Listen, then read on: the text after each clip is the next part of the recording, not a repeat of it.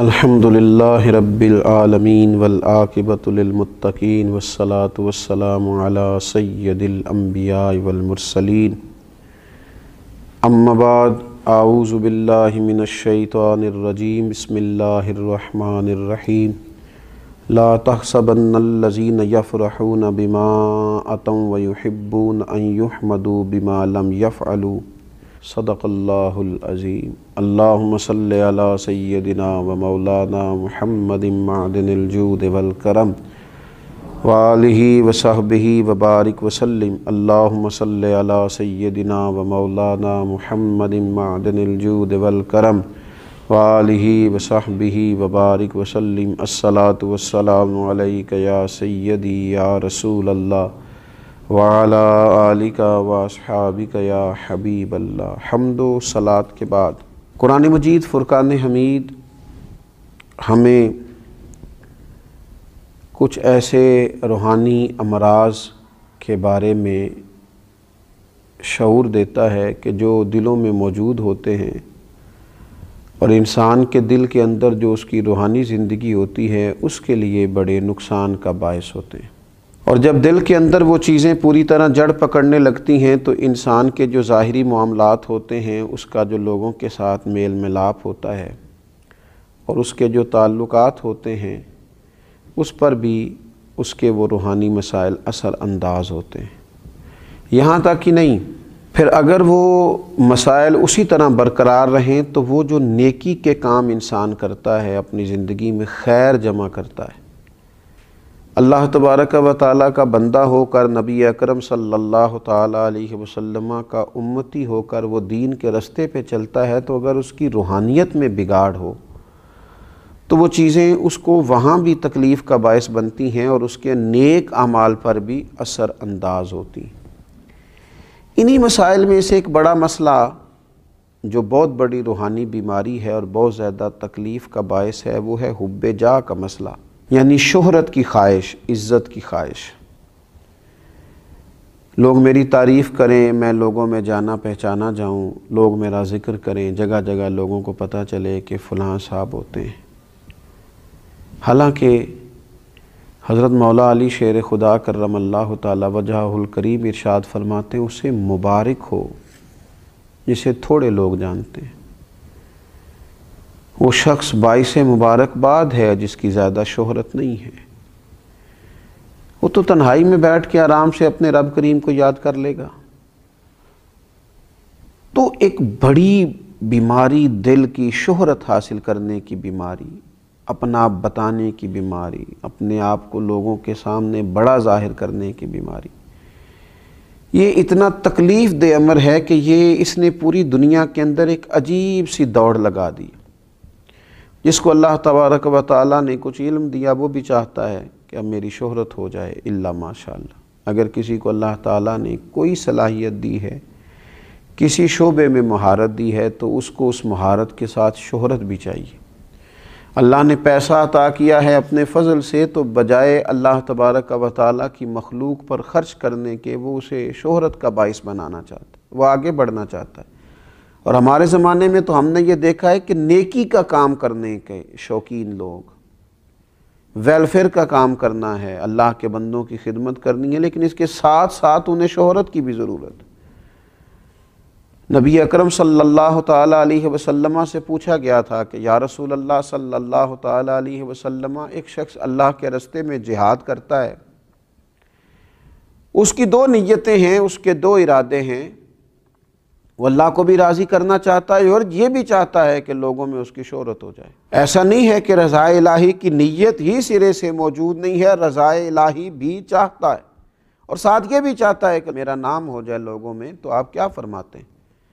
تو حضور علیہ السلام نے جو فیصلہ دیا وہ سمجھنے والا ہے۔ حضور فرمانے لگے، اسے اللہ کی بارگاہ سے کوئی اجر نہیں دیا جائے گا۔ رب چونکہ وحدہ لا شریک ہے، وَإِلَٰهُكُمْ إِلَٰهٌ وَاحِدٌ لَا إِلَٰهَ إِلَّا هُوَ الرَّحْمَٰنُ الرَّحِيمُ، وہ وحدہ لا شریک ہے تمہارا معبود، تو وہ فقط اسی عمل کو پسند کرتا ہے جو خالص اللہ کی رضا کے لیے کیا جائے۔ تو یہ جو شہرت کی طلب ہے، یہ جو ہوس ہے، یہ جو ہرس ہے، کوئی بھی نیک کام کرنا تو خواہش پیدا کر لینا کہ میری تعریف ہو، کہا جائے۔ ہاں، ایک بات ہے، ایک شخص چاہتا نہیں ہے لیکن اللہ اس کی شہرت کر دیتا ہے، تو یہ مالک کا فضل ہے۔ اس کی طلب نہیں تھی، خواہش نہیں تھی۔ آپ دیکھیے انبیاء کرام علیہ السلام کو کتنی شہرت ملی دنیا میں، خلفائے راشدین کو کتنی شہرت ملی، اللہ کے نیک بندے اولیاء اللہ کو کتنی شہرت ملی۔ وہ خود بخود اللہ تعالیٰ ان کے لیے اہتمام فضل کر دے، ان پر کرم ہو جائے، وہ بات الگ ہے، لیکن اپنی خواہش پیدا کرنا اور ہمہ وقت اس طلب اور تڑپ میں رہنا کہ ہمیں اللہ تبارک و تعالیٰ کوئی ایسا نظام کر دے کہ ہم مشہور ہو جائیں، یہ طریقہ درست نہیں ہے۔ اہل یہود کہ یہ عادت قرآن مجید نے بیان کی، ان کا طریقہ بیان کیا اور فرمایا لا تحسبن الذین یفرحون بما اتوا ویحبون ان یحمدوا بما لم یفعلوا، فرمایا ہرگز نہ سمجھنا انہیں جو خوش ہوتے ہیں اپنے کیے پر اور چاہتے ہیں کہ بے کیے پر بھی ان کی تعریف کی جائے، ایسا کام بما لم یفعلوا جو انہوں نے کیا ہی نہیں اس پر بھی چاہتے ہیں ان کی تعریف ہو، جو اہل نہیں ہے جس چیز کے اس پر بھی وہ تعریف چاہتے ہیں، جو ہنر، جو فن، جو خوبی ان کے پاس موجود ہی نہیں ہے، ان یحمدوا بما لم یفعلوا، اس پر بھی تعریف مانگتے ہیں جو کام انہوں نے کیا نہیں ہے۔ آپ دیکھیے نا، یہ ہمارے ملک میں آپ کبھی نظر دوڑا کے دیکھیں تو ڈھیر سارے لوگ ایسے ہیں جو بہت سارا کریڈٹ اپنے کھاتے میں ڈالنا چاہتے ہیں، حالانکہ وہ کام انہوں نے کیا ہی نہیں۔ پیسہ قوم کا لگ گیا، محنت کسی نے کی، اور تختی لگانے کی باری آئی تو ہر شخص اپنا کریڈٹ لینا چاہتا ہے، وہ کہتا ہے اس کو میرے کھاتے میں ڈال دو۔ اہل یہود کا طریقہ بتایا اللہ تعالیٰ نے، اللہ مسلمانوں کو اس سے محفوظ فرمائے۔ فرمایا کہ وہ جو نہیں کیا بے کیے پر بھی تعریف کرنا چاہتے ہیں، فرمایا ایسوں کو ہرگز عذاب سے دور نہ رکھا جائے گا، ایسوں کو ہرگز عذاب سے دور نہ جاننا، وَلَهُمْ عَذَابٌ أَلِيمٌ، ان کے لیے دردناک عذاب ہے۔ یہ عذاب کے مستحق ہیں اللہ کی بارگاہ میں۔ میرے نبی اکرم صلی اللہ تعالیٰ علیہ وسلم نے فرمایا انسان کے لیے برا ہونے کے لیے اتنا ہی کافی ہے کہ لوگ اس کے دین یا دنیا کے معاملے میں اس کی طرف انگلیوں سے اشارہ کریں، یعنی اس کی تعریف کریں، البتہ جسے اللہ محفوظ رکھے۔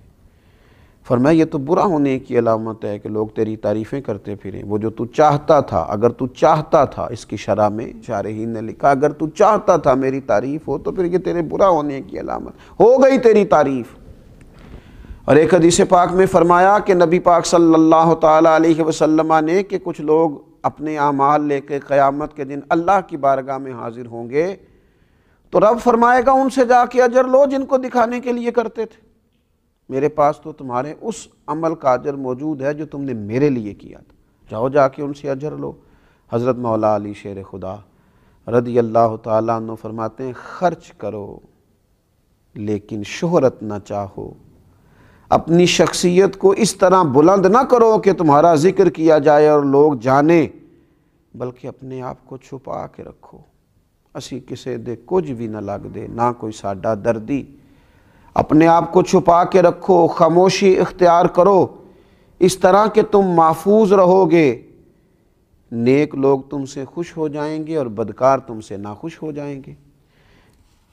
فرمایا یہ کام کرو، ان کو اپنی زندگی کے اندر طے کرو۔ ایک بزرگ گزرے ہیں حضرت ابو الحسن محمد بن اسلم توسی رحمۃ اللہ تعالی علیہ، حضرت ابو عبداللہ رحمۃ اللہ علیہ فرماتے ہیں کہ میں ان کے ساتھ 20 سال تک رہا ہوں، میں نے انہیں صرف فرائض اور واجبات ہی ادا کرتے دیکھا ہے، وہ فرض نماز پڑھتے، واجبات ادا کرتے اور وہ اپنے حجرے میں چلے جاتے۔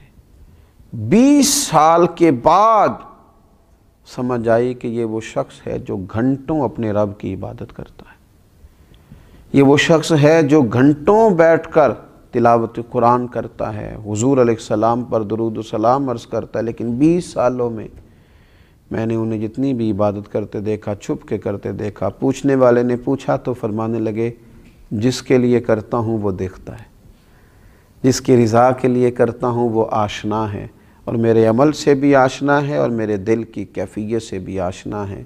یہ جو شہرت کی خواہش ہے، آپ یقین کریں جب آدمی مشہور ہو جاتا ہے تو وہ تو بہت سارے ایسے کام بھی نہیں کر پاتا جو اسے کرنے چاہیے، بہت سارے ایسے رشتے جہاں اس کا وقت دینا بڑا ضروری ہوتا ہے وہ دے نہیں پاتا۔ وہ تو چاہتا ہے کہ میں کبھی تنہائی میں بیٹھ کے رو لوں، پر وہ تو رو بھی نہیں پاتا۔ وہ چاہتا ہے کہ کبھی مجھے کوئی موقع ملے جہاں میں کوئی خیر کا کام کر لوں، کر نہیں پاتا۔ شہرت کی بلندیاں اور یہ عروج، یہ بہت سارے ایسے معاملات کرتا ہے جس سے انسان روحانی طور پر جو بہت مضبوط ہو سکتا ہے ہو نہیں پاتا۔ اٹھ بلیا چل اوتھے وسیے جتھے وس دینی سارے انے۔ اٹھ بلیا چل اوتھے وسیے جتھے وس دینی سارے انے۔ نہ کوئی ساڈی ذات پچھانے، نہ کوئی سانو منے۔ اللہ تبارک و تعالی شہرت کی بری خواہش سے محفوظ رکھے۔ وما علینا الا البلاغ۔